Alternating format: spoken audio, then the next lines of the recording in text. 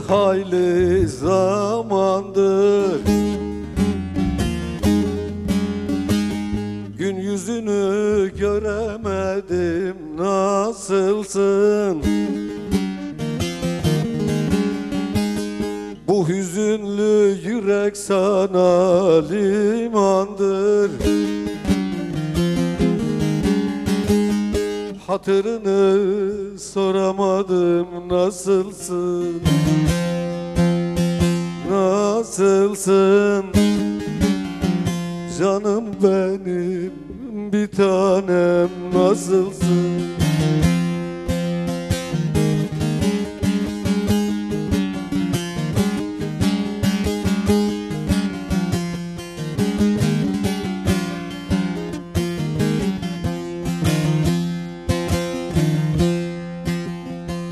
Çiğdem çiçeğin dağlar başında,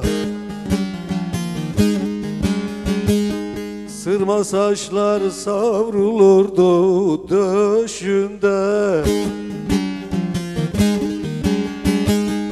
Gönül vazgeçer mi kendi eşinde? Yar yanına varamadım, nasılsın? Nasılsın? Canım benim, bir tanem, nasılsın?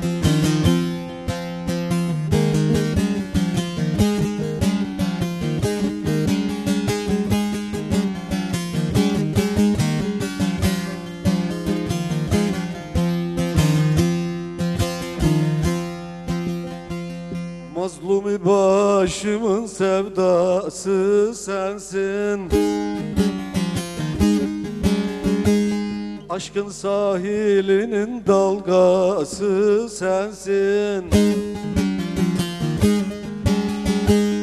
Hayatımın en son sayfası sensin.